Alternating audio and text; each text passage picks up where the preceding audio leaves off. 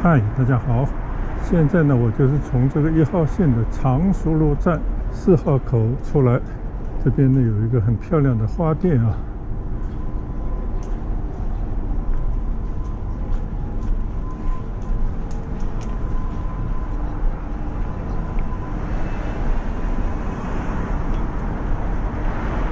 我想问一下，那个区域前段时间呢，我曾经也是从这个常熟路的地铁站出来，专门去走了一段宝庆路，连到衡山路一直走了全程的衡山路，一直走到徐家汇今天呢，我也是在常熟路站出来，但是呢，今天我想走一段淮海中路，希望呢从这边呢一直走到黄陂南路的新天地大概呢有2个站的距离，纯粹呢就是闲逛趁着春天的好天气。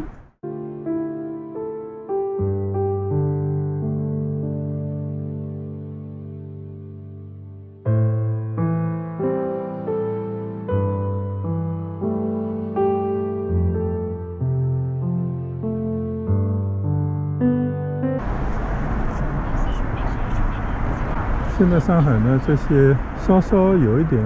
空间地方呢，都全部建成一种街心的或者街边的小公园供周围的居民呢可以稍稍坐着晒晒太阳，或者呢一些老邻居们、老街坊们闲聊。我觉得这样的安排是相当不错的。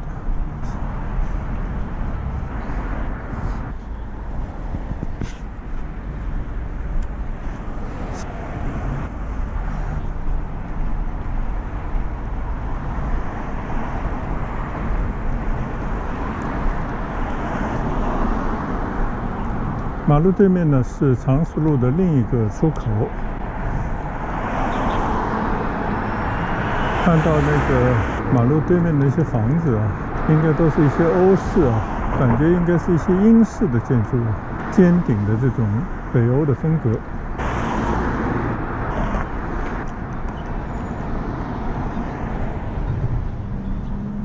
这边是又一家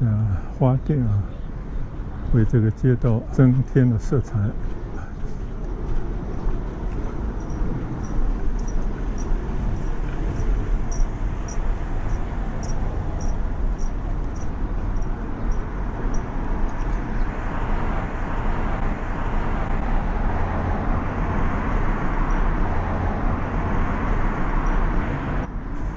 淮海路呢是一条横贯东西的大通道现在走的这一段呢，我不知道属于徐汇区还是以前的卢湾区但不管怎么说呢，这条淮海路一直是上海老百姓心目当中的一条商业大道，但其实这边呢更适合于一种居住的环境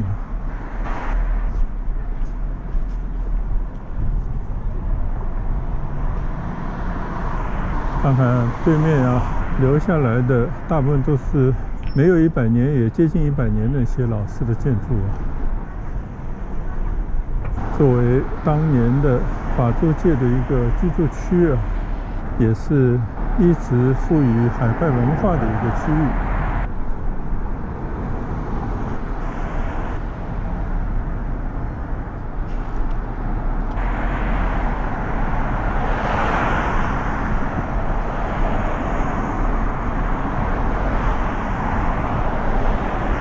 虽然淮海路呢是上海应该说仅次于南京路的商业大街但是在这一段呢更偏向于一种居住的氛围。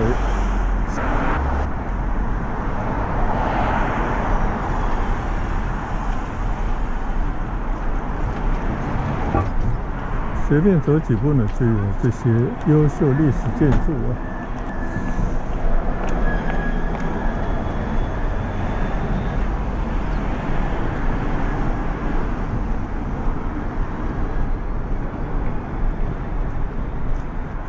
淮海路呢也是我从小就熟悉，也是当年能够靠走路从我家走到的一条商业大街。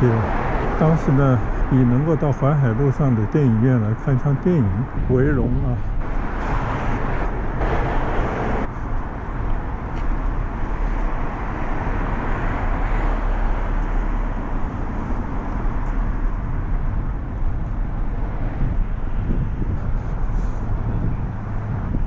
了这边呢，就是已经打开的上海音乐学院啊，沿马路的这些老建筑，新铺设的那些绿色的草坪啊，非常的漂亮。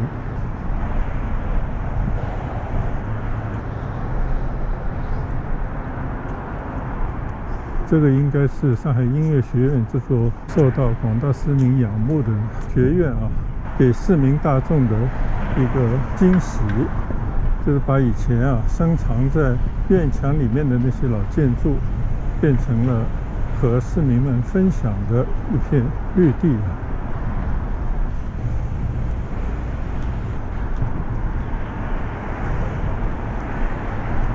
虽然说这边还有些工事还没有结束。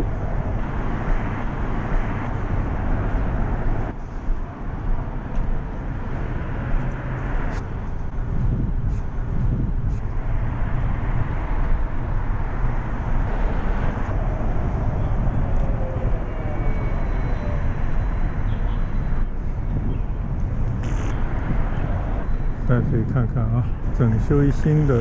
路边的花园，花园背后的那些保留下来的旧建筑啊。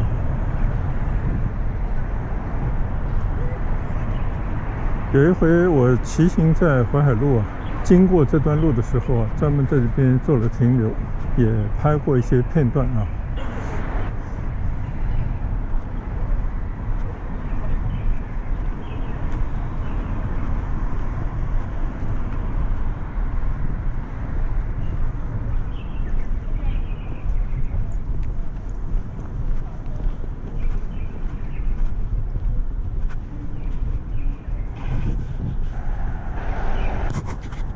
我们来看一看这座古老的建筑，像一座教堂一样。边上新盖的大楼上面呢，有上海音乐学院这样的标志啊。这边望过去呢，就是以前学院里面的教学楼啊。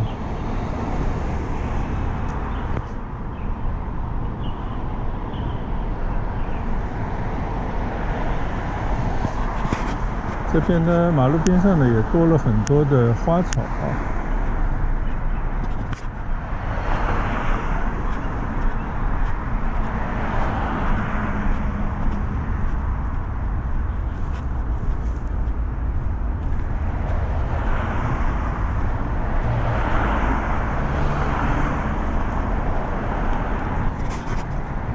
就在这一块上海音乐学院招牌的边上呢，是一片郁金香的花朵啊，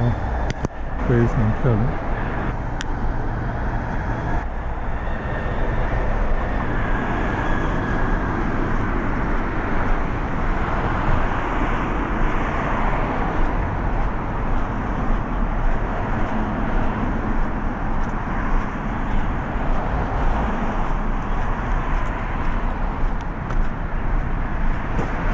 车水马龙的大马路边上有这样的一整片的绿地啊，就会让人家感觉非常的舒适啊。其实马路对面呢也是一个公园啊，公园里面有很多的长廊。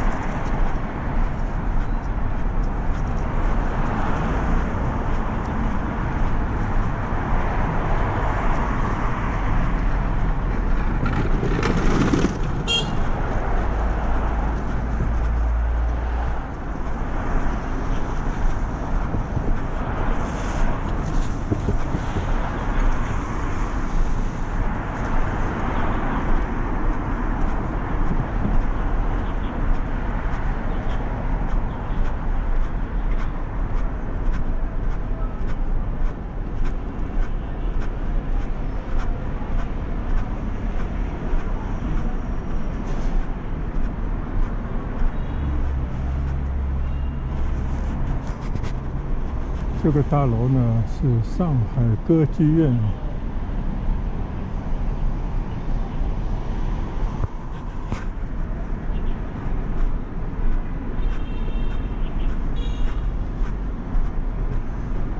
随着春天的到来啊，路上呢开了很多漂亮的花啊，像这些让人误以为是樱花的这种粉色的花朵呢，我刚才查了一查，应该叫山杏啊，一种杏树。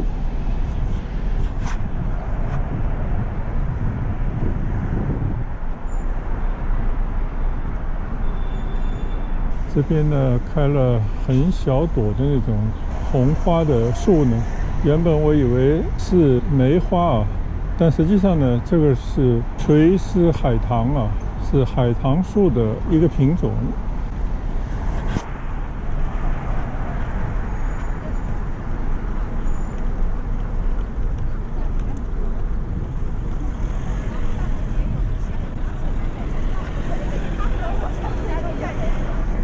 这边呢已经到了汾阳路啊，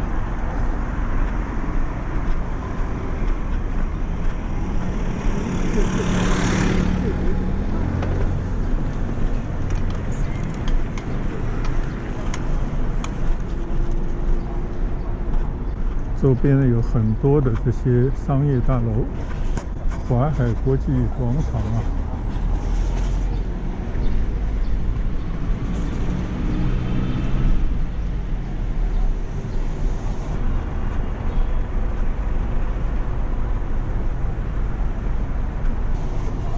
边上呢是一个大漠，看这些路边的绿地啊，非常的漂亮啊。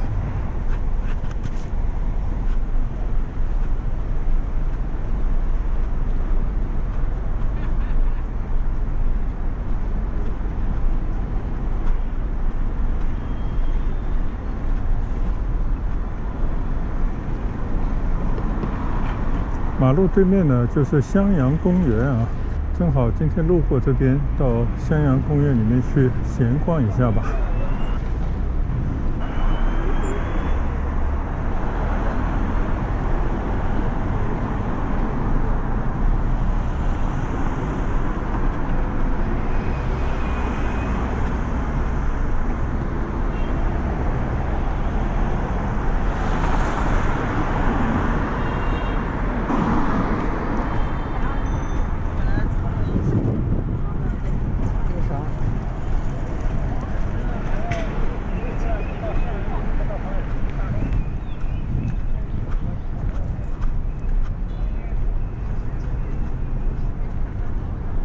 襄阳公园啊，这边的花朵啊品种更多，更为艳丽啊。这边的郁金香啊，色彩斑斓，展示着这座城市的时尚，还有一些高雅的味道啊。边上的这些大梧桐树呢，还没有变绿啊。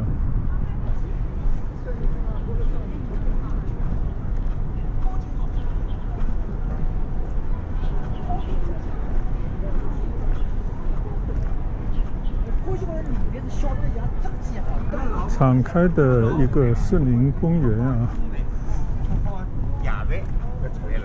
很多当地的居民，有些可能是以前居住在这边，又回到这边来重温啊以前老时光的一些老百姓啊，在这边闲坐。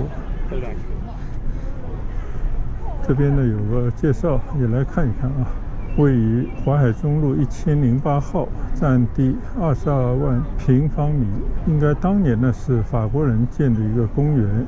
1950年啊，改为襄阳公园。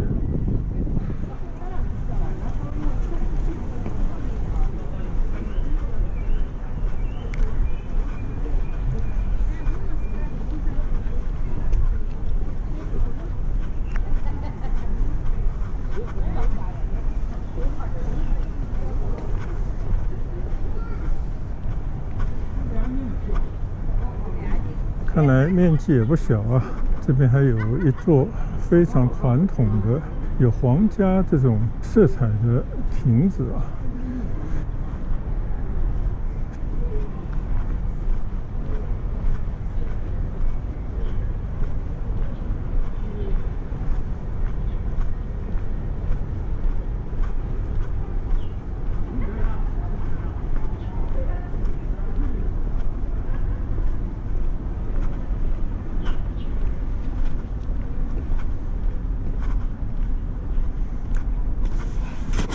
这边也见到了一些紫色的花朵啊，也来了解一下这到底是什么花。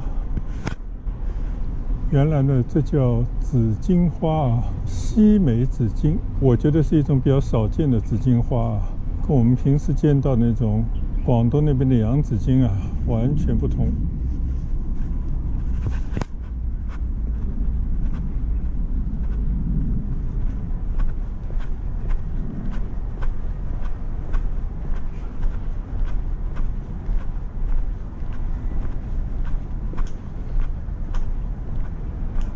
开阔的一片绿草坪，有些漂亮的鸟儿在草地上啊走来走去。前方的那些花丛跟周围的这个感觉啊合起来，变成了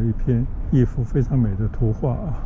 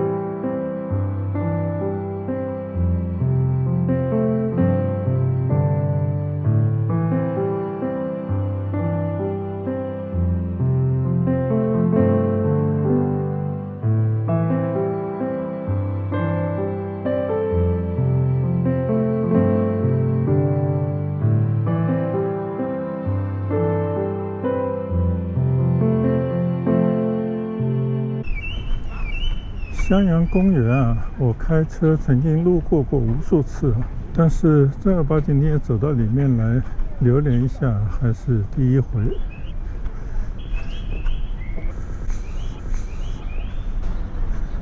快要走出这个襄阳公园的地方呢，就发现这个周围的很多建筑啊非常之美，尤其呢是我的左上方的这座啊，像洋葱头这种教堂风格的建筑啊，不知道是一个什么样的建筑。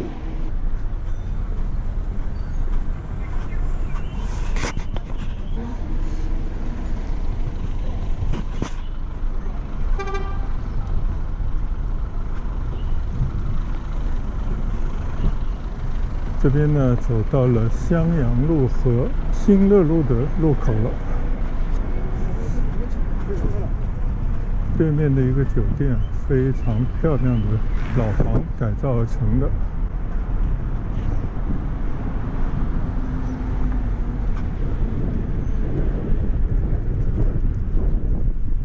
果然啊，这是新乐路的东正教堂，所以我说怎么跟俄罗斯的洋葱头教堂那么的像呢？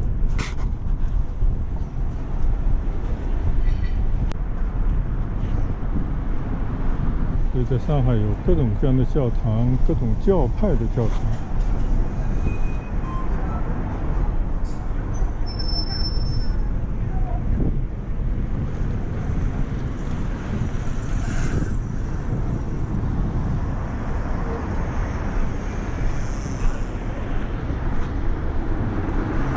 站在襄阳北路和新乐路的十字路口啊，观望一下这些街景。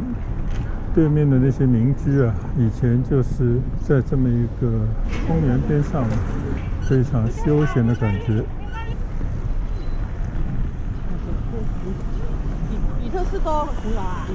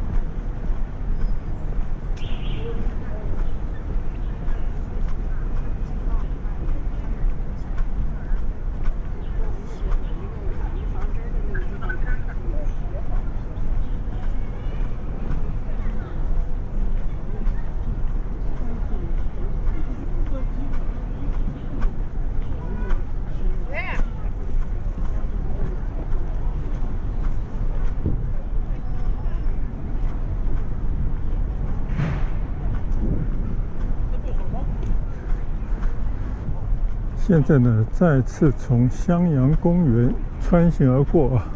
回到淮海路上去。在这边稍稍的驻足，再看看这一片的郁金香的花田啊，有一种身在异国他乡的感觉。对面的就是华贸 IAPM 商场，周边的一座地标性的商业中心啊。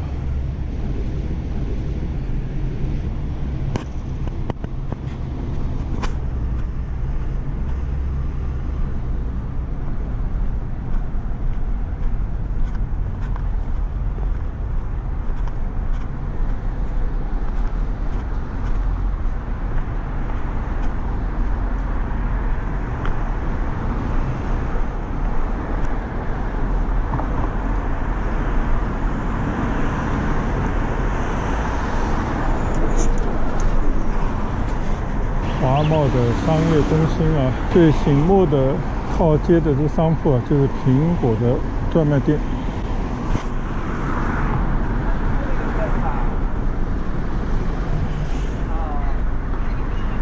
这个真的，注册1000多少钱？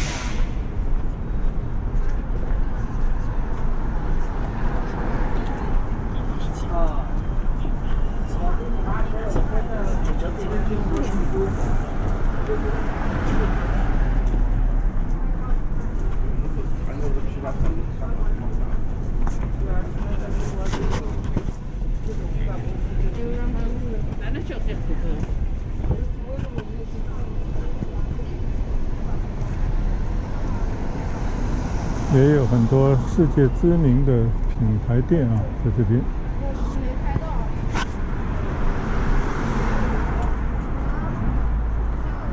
但是对于普通老百姓来讲呢，这种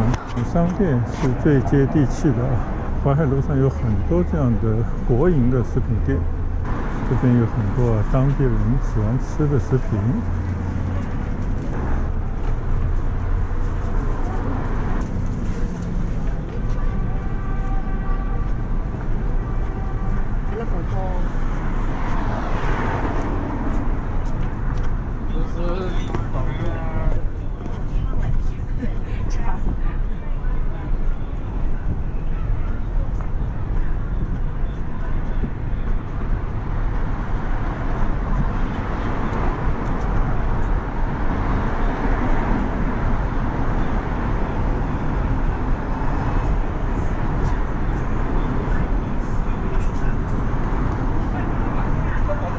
华贸边上呢，就是陕西南路的地铁站啊，有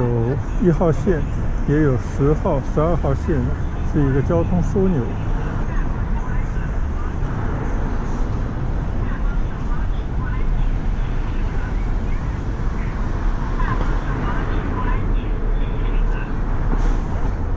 大包小包请过安检，谢谢配合。大包小包请过安检，谢谢配合。大包小包请过安检，谢谢配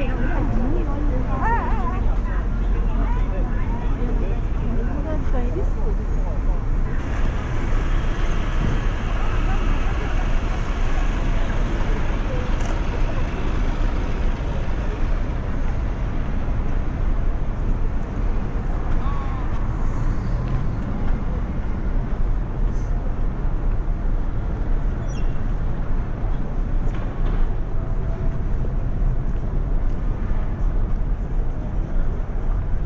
这边呢有另外一个出口，地铁的出口，陕西南路站啊，1号线的2号口。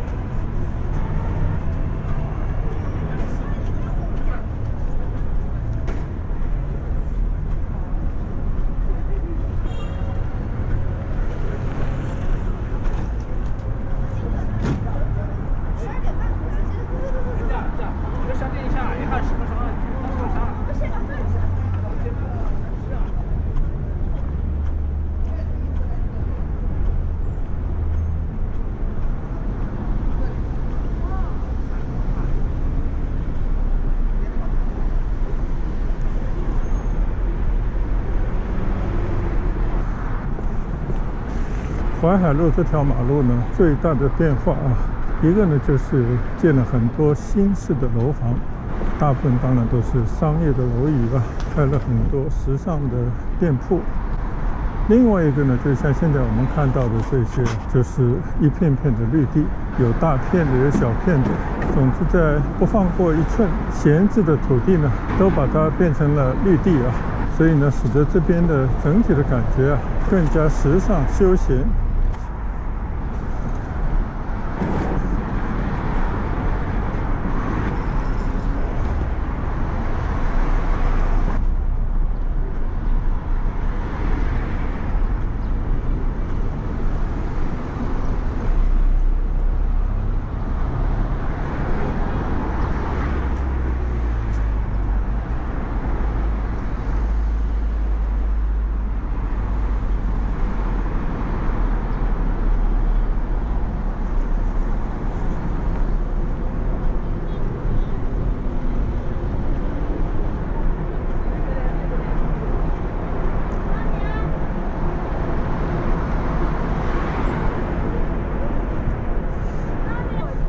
走到这边呢，对面那个国泰电影院啊，现在好像是在维修，没有开放。但这个呢，是我们小时候看电影的最爱的去处啊。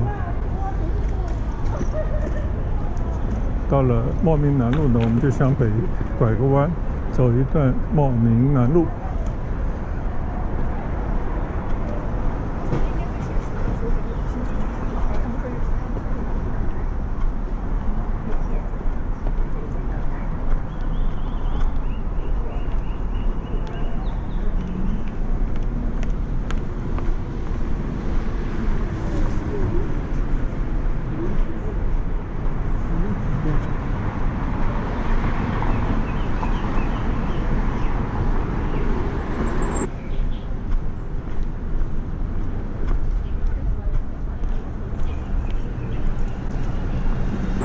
右前方呢，这些区域啊，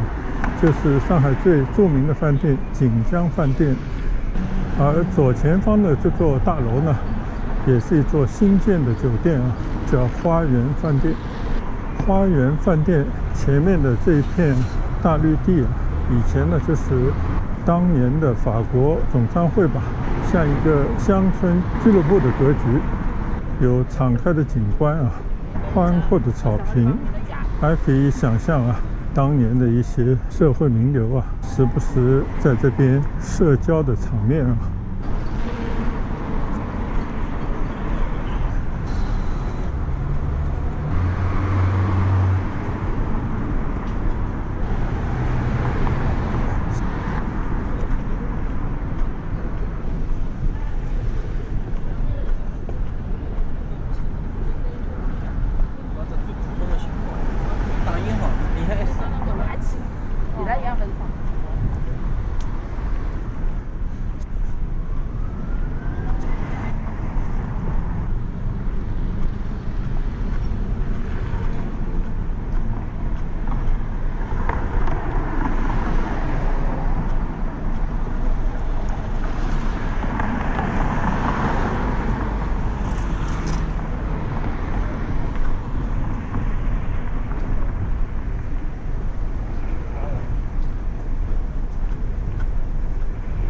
这个里面呢就是锦江饭店啊，前面那种圆柱形的是新锦江，但是呢造型啊可能受到当年刚刚改革开放以后那种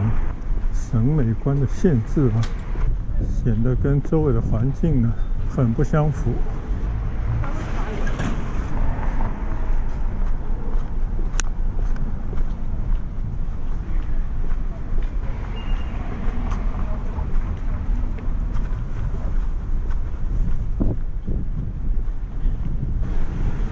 对面这座虽然也是新建的酒店呢，就感觉跟周围的这种风貌啊比较契合啊。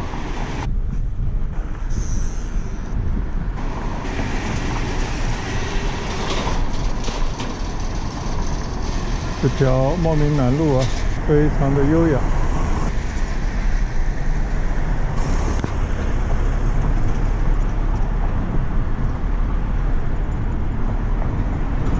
这边呢还保留着一些上海以前做西装的这种裁缝店啊，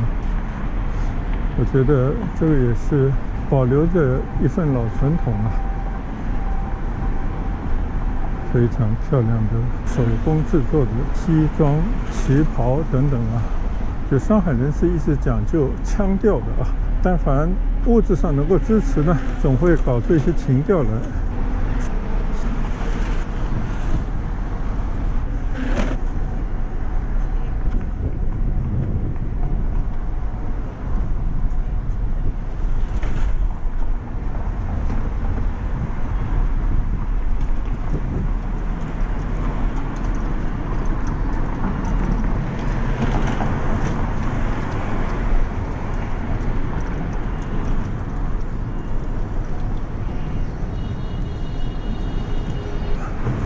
走着走着呢，就来到了茂名南路和长乐路的十字路口了。这边呢，同样还保存了以前的一些旧建筑，可以环顾一下。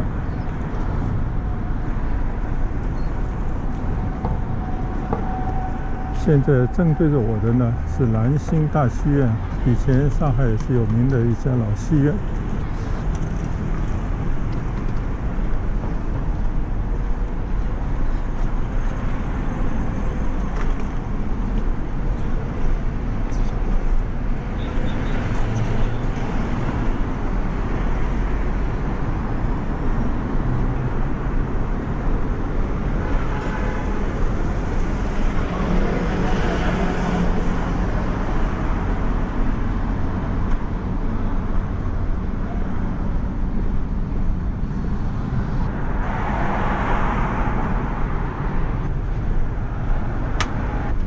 长乐路啊，虽然现在看来比较狭窄啊，但想当年呢是淮海路这条主要街道后面的一条后街，是很多人呢闹中取静的一条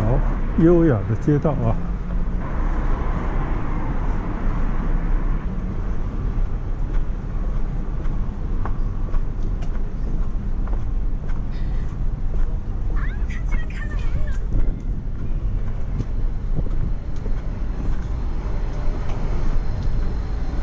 这边也开了很多的小店了。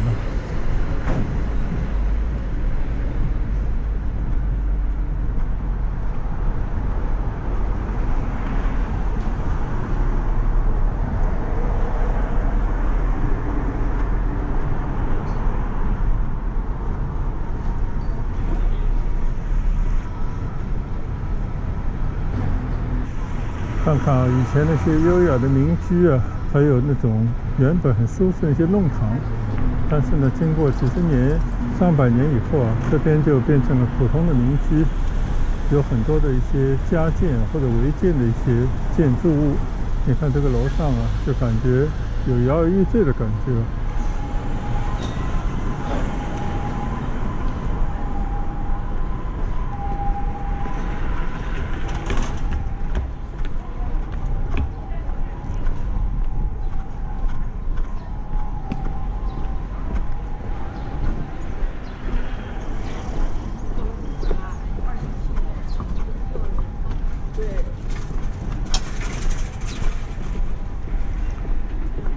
你看，原本一户人家，现在就变成了5、6户、10来户啊。这里边呢，就变成了一种群租房啊，就跟香港那些汤房其实是一个样子啊。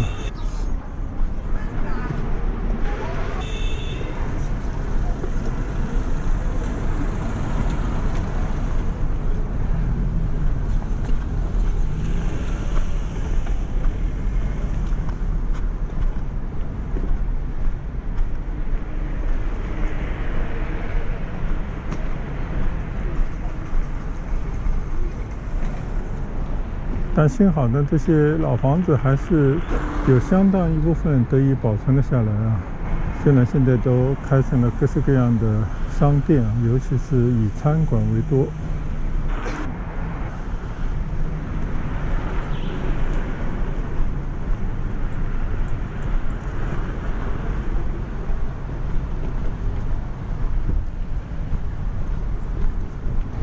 前面呢就是瑞金一路了，在长乐路和瑞金一路交界地方呢，就是新的锦江饭店啊。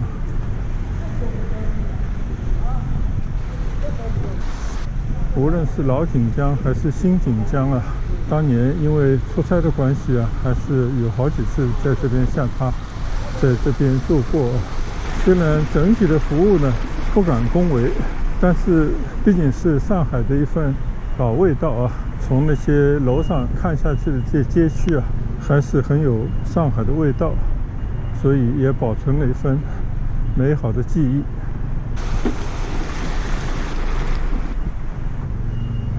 走到这边呢，就是另外一条线的出口——淮海中路站。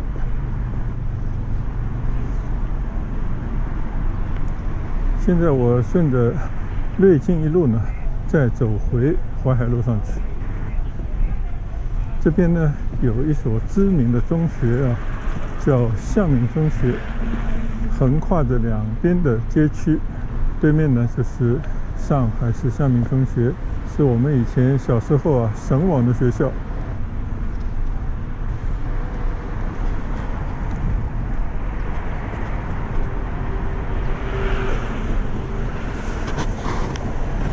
这边呢是向明中学的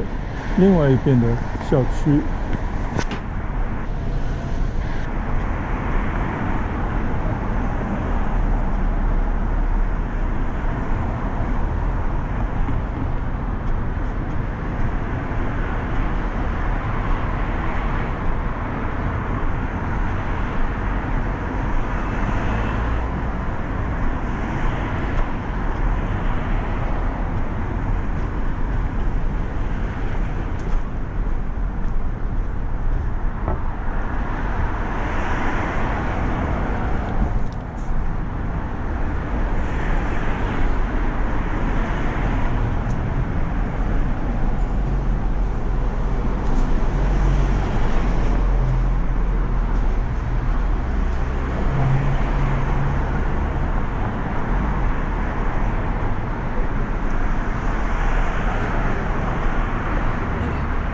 这边还是保留着以前的一片街区啊，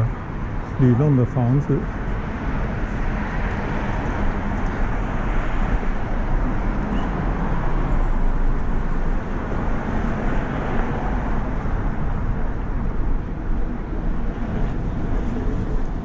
但是对面那些靠近淮海路的街区呢，都已经被拆得一干二净啊，保留下来的房子呢，寥寥无几。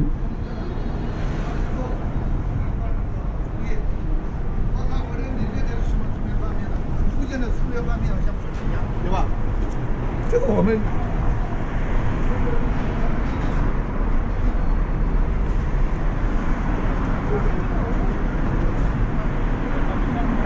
这边呢有很多的老品牌的小店啊，我记得以前曾经到这边来吃过饭，买过熟食。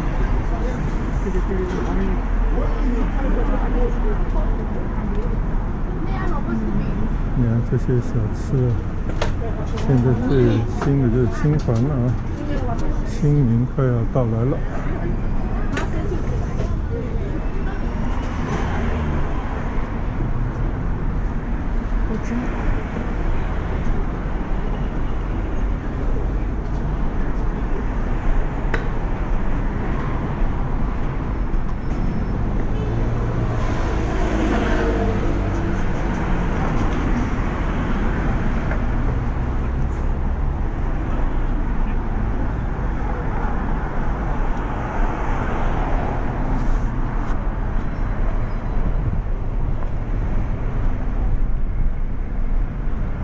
现在呢，我走过了淮海中路啊，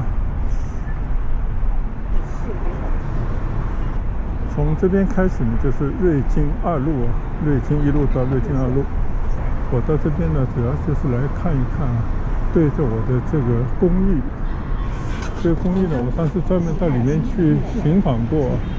外面呢还是通过一些穿衣戴帽啊，还是保存了以前的那个样貌，但是里面呢，老实讲就是一片大杂楼了，就跟北京的大杂院一样，感觉居住环境啊，完全不是当年的模样了。对面呢，拆除的那片矮房子呢，现在正在建高楼。看这个架势呢，应该是一个商业的中心啊，或者是一个写字楼，总之就是商业目的的。仅仅呢保留了一片沿街的老房子。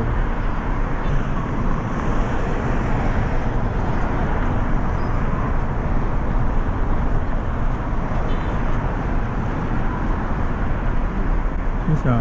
这样的楼房啊，以前也是一片矮房子啊，但是拆得干干净净以后，就变成了现在这种高楼。对面呢也在做同样的事情啊。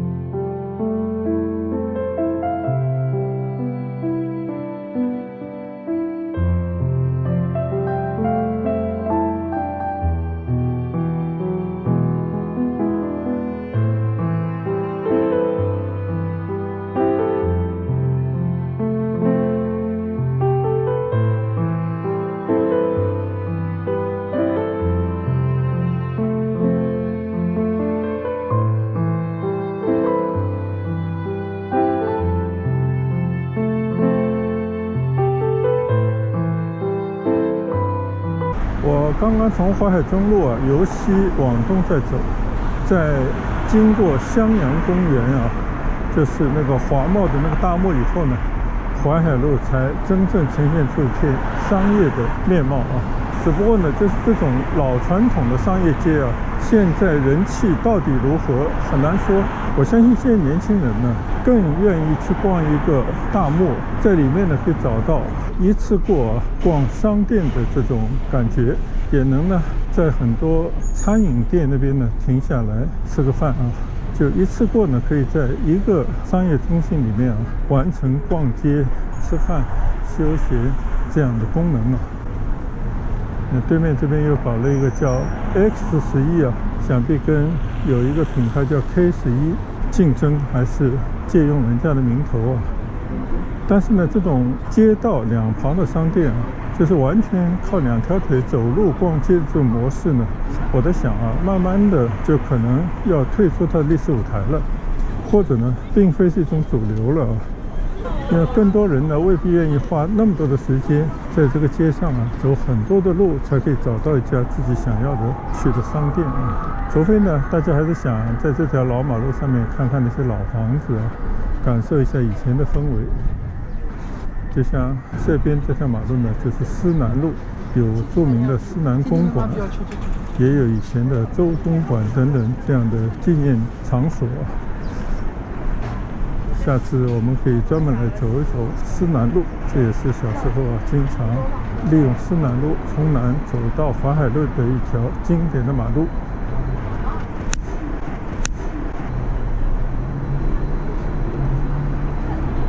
对我而言呢，逛商店完全没有兴趣，就边上这个商店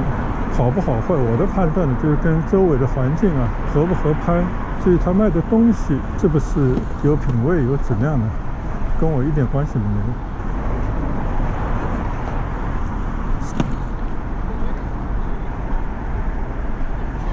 那这边呢也做了一些新的装修啊，多了一些时尚的感觉。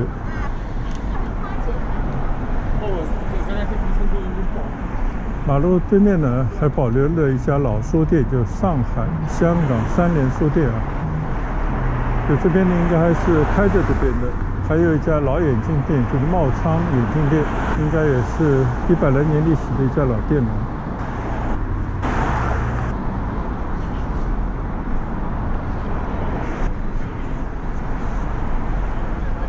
可能在我们这样年龄的人的心目当中呢，这种老味道啊，才是我们到这边要来逛一逛的主要的动力啊。还有呢，就是以前小时候啊，经常路过没有钱买的这些商店的食品啊。这个就是上海卖的一些熟食，我们也经常来帮衬。都嘞。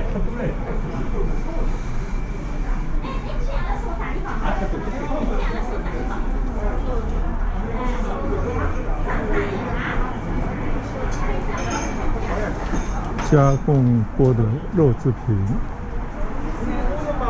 各种的点心、糖果，包括这些酱菜、零食、小的食品百货店也是应有尽有。当然也少不了专卖的那些烟店。110不晓得，搿讲勿准啊，搿讲勿准，搿2千勿准。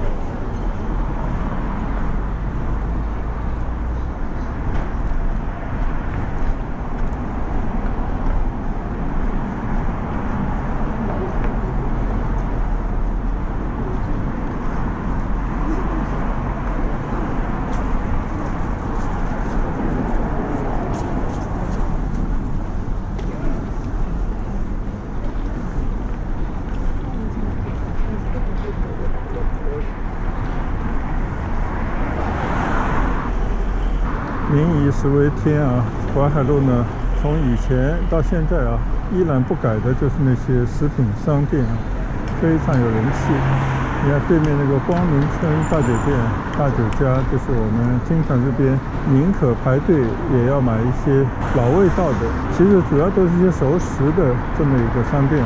主要是当年家里老人家呢非常推崇这样的老味道，但是呢，一切渐成往事啊。所以人生呢，总会有些唏嘘。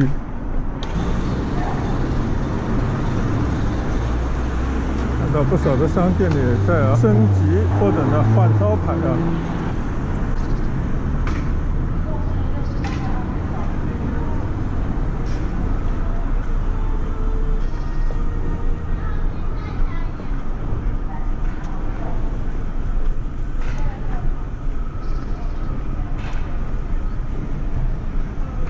马路对面呢，开了一家据说来自加拿大的炸鸡店。对面呢，就是老品牌老大昌、老人和。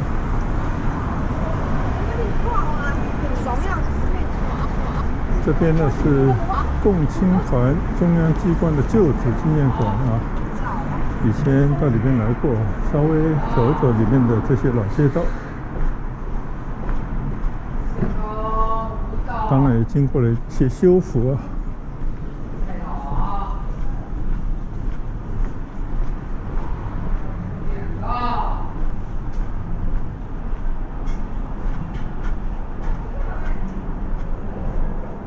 经过修整以后的老街道啊，因为有些纪念馆，所以呢，政府在这边花了力气啊，做了一些修复。修整啊，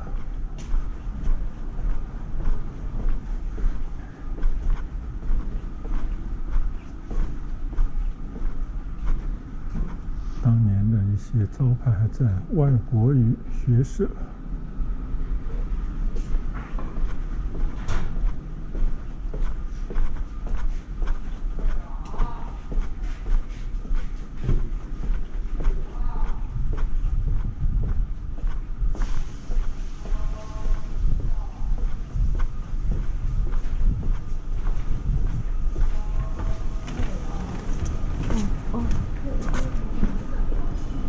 这条弄堂叫渔阳里。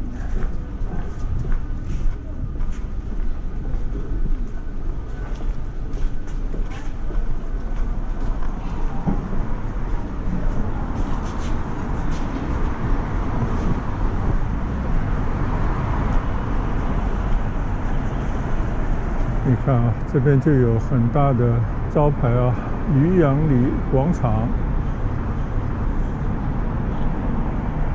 这边呢是一个商业中心吧，叫锦江国际购物中心啊。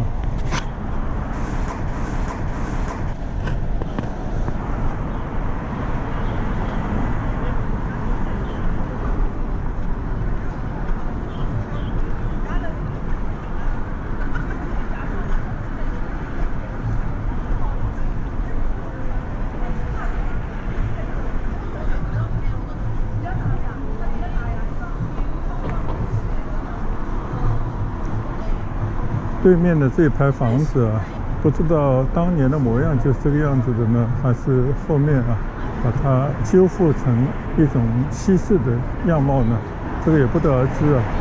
但是感觉非常的漂亮，叫和坊，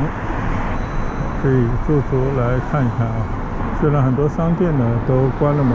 或者是换招牌了，但这片的建筑呢，这种风格啊，跟这条马路非常的契合。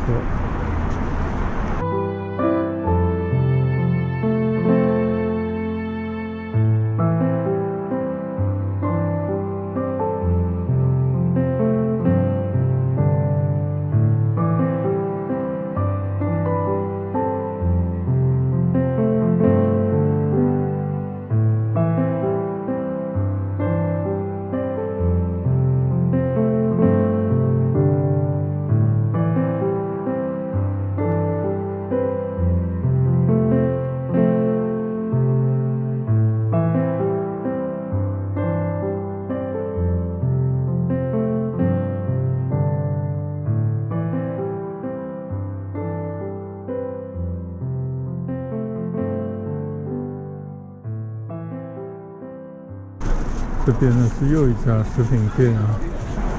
对这些熟食店，不知道看我视频的朋友有什么感觉？一家连着一家的食品店。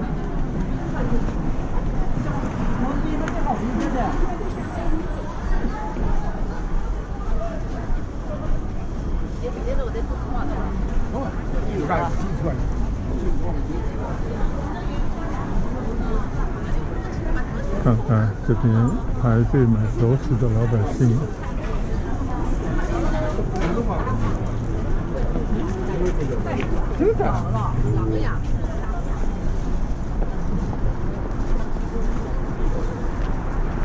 走到这边呢，已经到了雁荡路啊。对面的这座大楼呢，就上海妇女用品商店，以前就有的，一直是这样的一座大楼，这样的一个商店。这条雁荡路呢，曾经有一段时间应该是步行街吧，但现在呢好像也可以通车了。这边呢有一些老招牌的饮食店啊，就有些人到这边来品尝一下记忆当中老味道，比方说味香斋啊，就是吃那种排骨面啊、牛肉汤的地方，永远都是那么多人。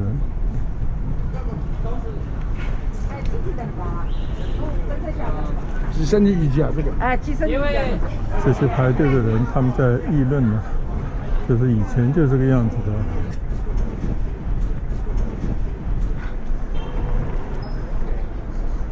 这条雁荡路，前面呢正对的就是复兴公园啊，专门到里面去逛过。有一个门呢就开在雁荡路上，还有张学良的公馆啊，就在那边。但是呢，我今天呢，主要还是继续在淮海路上行走啊，所以我就这边掉头回到淮海路上去。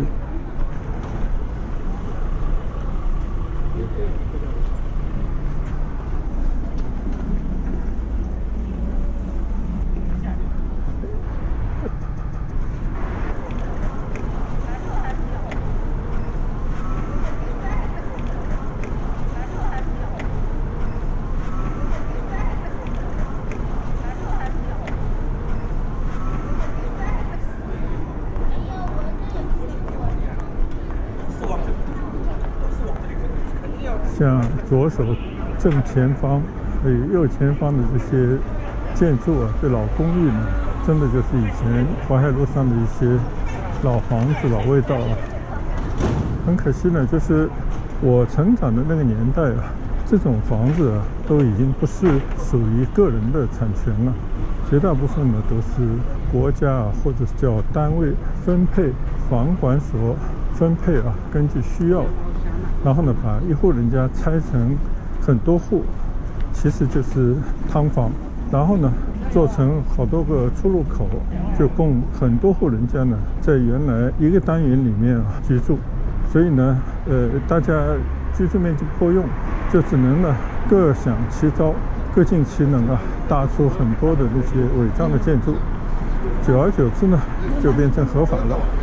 但是呢原本的那种公寓的结构这些居住的环境呢就完全被破坏，所以呢外表看呢这些房子还是非常的不错特别经过一些穿衣戴帽以后，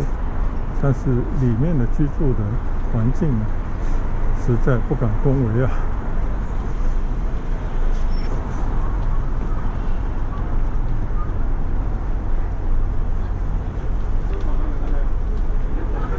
淮海路这边呢有相当的一段路是不可以骑行的，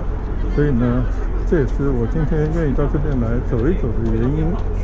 因为以前曾经到这边来骑行过很多地方呢都受到了阻拦，就是不让骑行。那么今天呢我就一边闲逛一边呢也可以从容的来观赏一下淮海路这条历史的街道上海老百姓心目当中的一条有名的街道，看看现在的光景，也回味一下以前的那个样子。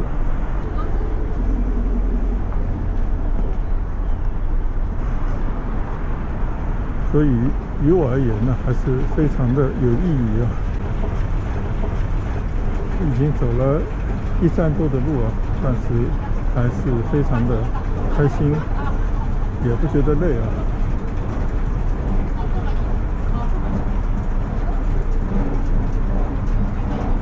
在南北高架下呢有一个人行天桥，可以走到马路对面四通八达，而且呢还建了这些自动的上行的扶梯。那我觉得呢这个就是相当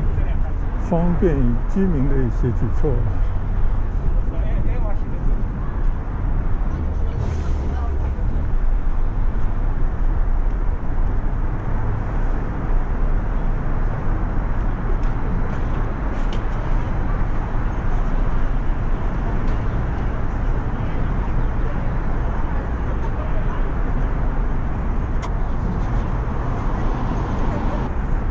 可以来观望一下这条重庆路现在成了南北高架的大通道了。前方呢那些房子就是卢湾区以前的中心医院我小时候经常看病的地方。可以在这边四周观望一下。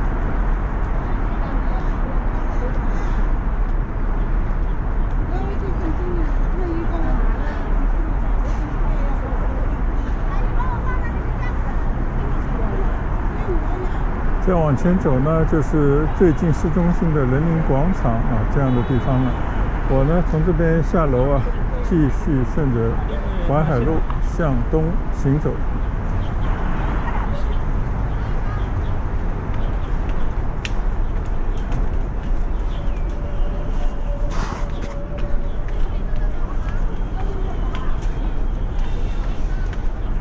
路边呢有一家瑞幸咖啡当在美国上市以后搞出一些风波，但是呢打不死的小强据说最近扭亏为盈了。而且这种快餐式的小型的咖啡店是对很多老牌的像星巴克这样的讲究规模、讲究顾客体验等等这样的连锁店呢发起很强大的挑战的一种新模式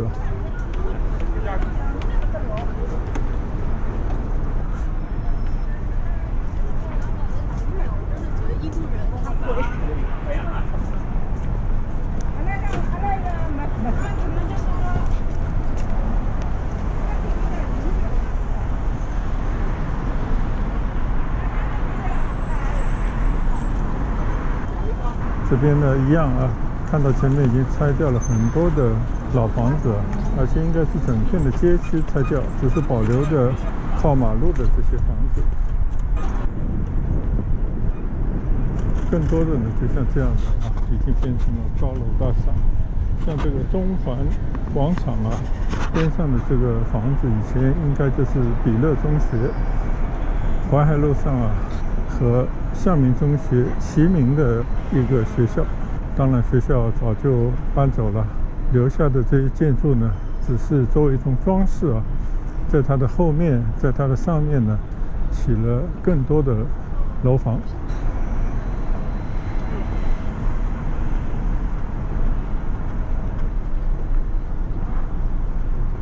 原本这边呢还有一个消防站就我们小时候经常到这边来看人家消防队员从楼上用绳索很快下到地面的那种场景。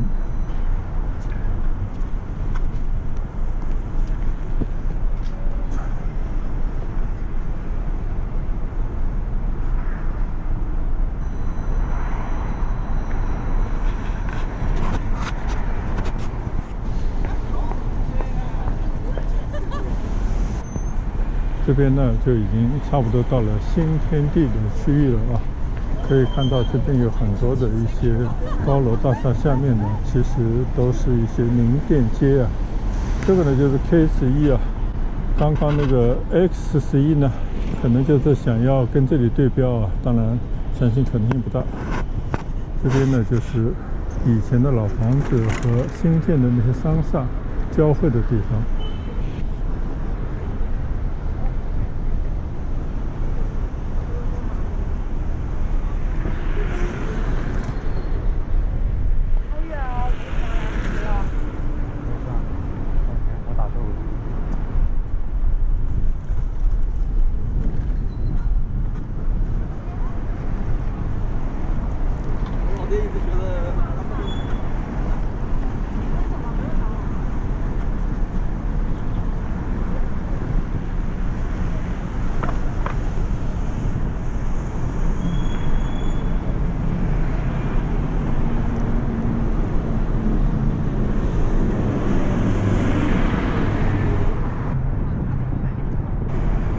可以稍稍的看一下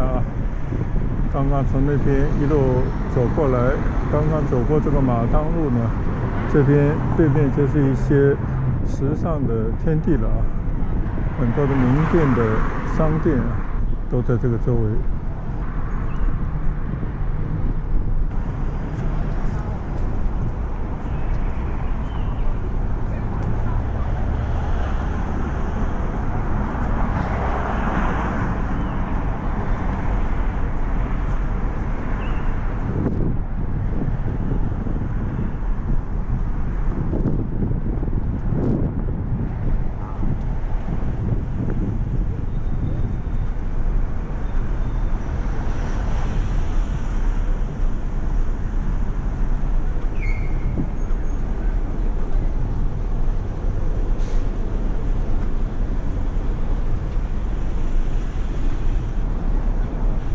走到了黄陂南路，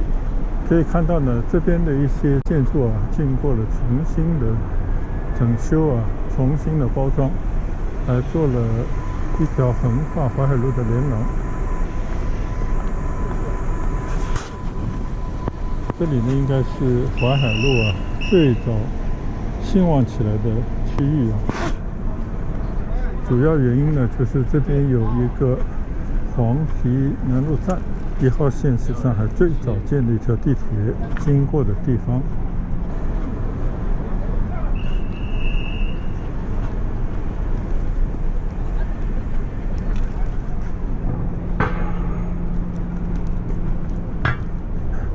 前方呢有一片商业文化街区吧，保留的一片以前的石库门的房子，但是呢在这个基础上呢做了很多的优化，变成了一片时尚的新天地就是大家说的上海新天地。很多本地人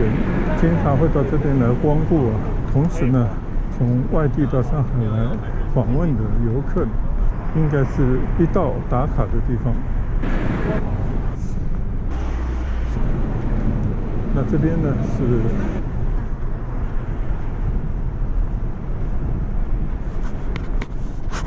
大家可以看看啊，这边的建筑呢非常的时尚。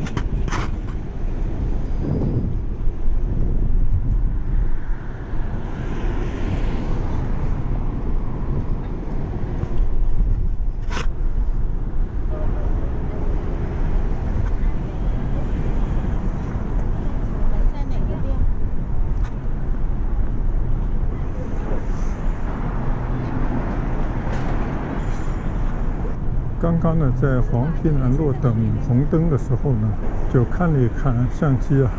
还在拍摄之中。不知不觉之中呢，已经走了1个小时10几分了，相机的电呢也快用完了。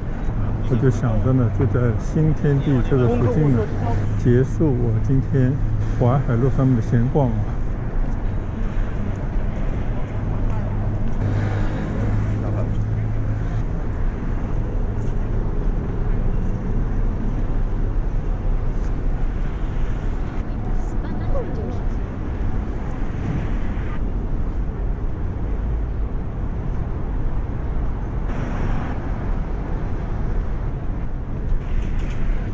整整走了2个地铁站，从常熟路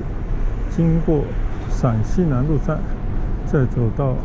黄陂南路站啊。现在有个新名字叫一大会子黄陂南路站，来到了新天地附近。那我现在呢，走进新天地啊，去跟我太太会合，就在这个附近呢吃午餐。那我今天的视频呢就拍到这边，谢谢大家的跟随和观赏，我们下一期再见，拜拜。